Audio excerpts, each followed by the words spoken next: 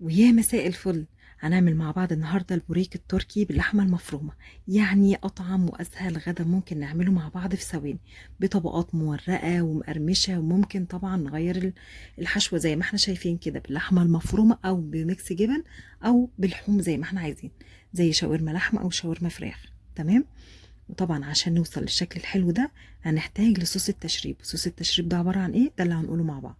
تعالوا كده نشوف المقادير عبارة عن ايه. نص كيلو لحمة، قرفة، جوز الطيب، فلفل اسود وملح، وكام بصلاية كده حلوين. تمام. وطاسة على النار من غير اي مادة دهنية هننزل بالبصل معانا. يعني ما تحطيش اي مادة دهنية نهائي. تمام. ليه؟ لان اللحمة المفرومة فيها نسبة دهون، فما عشان ما تبقاش دسمة معانا. بنسيب البصلة لحد ما تدبل شوية وبعد كده نبتدي ننزل باللحمة المفرومة. كده البصل دبلت معانا شوية، نبتدي ننزل باللحمة المفرومة مع بعض. نحاول ان احنا نفكها كده زي ما احنا شايفين.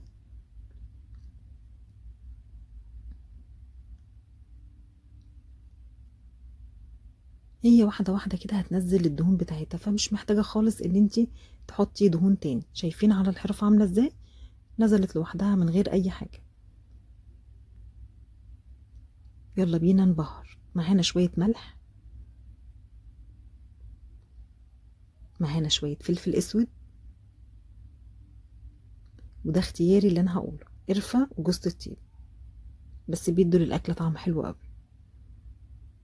وطبعا لو انت عايزة تحطي بهارات اللحمة حطي، تمام، هتدي طعم حلو قوي برضو.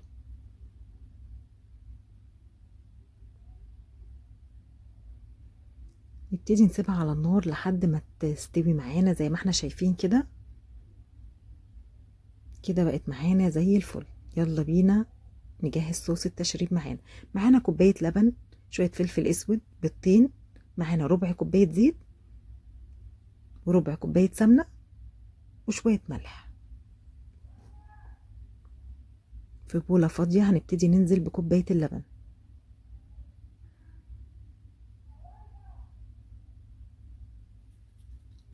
وبعدها البيضتين. احنا هننزل بالمقادير كلها مرة واحدة. وربع كوباية زيت، يعني ربع كوباية زيت ربع كوباية سمنة أو زبدة، بس أنا استخدمت دلوقتي الزبدة.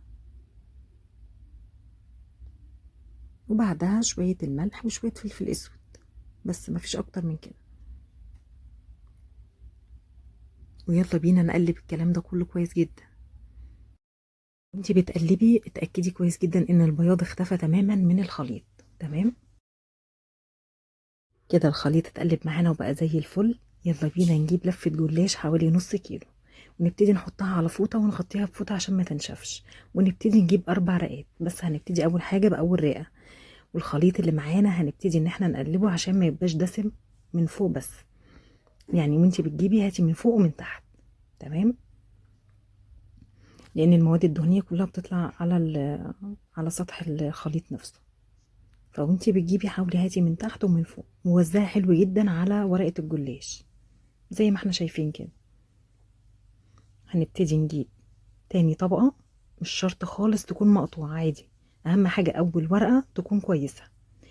اللي في النص بقى مش باين، يعني ما تقوليش مقطوعه فمش هشتغل بيها، لا خالص، مش بتبقى باينه خالص. كملي عادي. ونسقي تاني طبقه زي ما احنا شايفينها بالشكل ده. وزعي حلو قوي واهتمي بالحراف. ويلا ننزل بتالت طبقة من الجلاش. ده أول جزء، وننزل بتاني جزء زي ما احنا شايفين كده.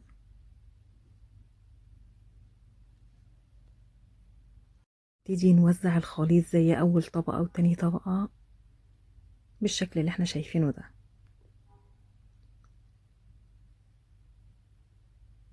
تمام. دي كده رابع طبقة معانا. وحاولي اضغطي حلو قوي عشان تشرب كويس. وبعد كده هنبتدي نجيب الحشو اللي احنا عملناه مع بعض، اللي هي اللحمة المفرومة بالبهارات والبصل، ونبتدي نوزعه بالشكل. احنا بنشتغل هنخلي الورقة بالعرض مش بالطول. وابتدي لفي واحدة واحدة بالشكل ده. مش هتقدري تلفيها بايدك، ابتدي حطي كيس نايلون من تحت واسحبي بيها، بس انا شايفاها هي سهلة يعني مش صعبة. وابتدي وانتي بتلفي كده اضغطي من الحروف عشان لو الحشو طالع ولا حاجة تبتدي تدخليه تاني. واخر لفة خالص هتبتدي تسقيها تاني لو ما فيهاش اي مادة دهنية. وبعد كده هتبتدي تجيبي الصينية اللي انت هتحطي فيها وتقيسي، هتشوفي اذا كانت كبيرة تقصي، لو مظبوطة تبتدي تحطيها زي ما هي. تمام، انا قصيت حتة منها ونبتدي ان احنا نرصها بالشكل ده ونسويها، والحتة اللي احنا قصيناها نبتدي نرصها برضو. هنبتدي نعمل واحدة كمان مع بعض. هنجيب اول ورقة معانا بالشكل ده بالصوص اللي معانا ونبتدي نوزعه. تاني طبقة هنبتدي ننزل بيها واضغطي حلو ووزعي بالشكل ده. بتخلص في ثواني الأكلة دي ما شاء الله عليها، ما بتاخدش وقت خالص، بتدي طعم حلو جدا. تمام، وبعد كده آخر طبقة مع بعض، ويلا بينا نبتدي نحط الحشو. واحدة واحدة كده لفي واضغطي حلو جدا، خليها مقفولة حلو.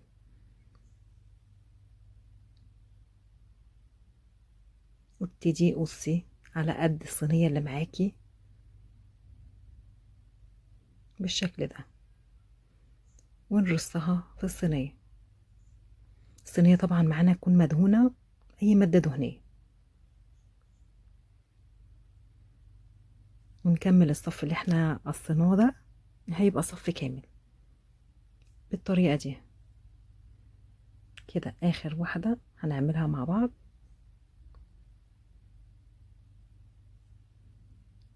ونقص الحرف بتاعها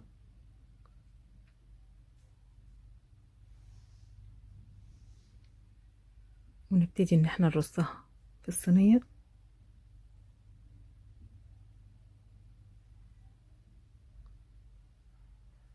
ونكمل باقي الصف اللي احنا عملناه، يبقى كده صف كامل اكتمل كده. تمام، والحجم اللي احنا قصيناه ده هتبقى الصينية كلها بنفس الحجم اللي احنا قصيناه. فاهمين؟ واخر حاجة خالص هنبتدي نحط الصوص من فوق خالص من على الوش بالشكل ده، يعني سقيها حلو قوي من على الحراف وفي النص ومن كل الاتجاهات. ونبتدي على طول ندخلها في الفرن، رش الاول شوية رشة فلفل اسود كده وندخلها الفرن وتطلع معانا اطعم بريك تركي ما حصلش. تعالوا كده نطلع حتة كده نشوفها. شايفينها لونها ذهبي مقرمشة وطرية جدا من جوه، مظبوطة جدا،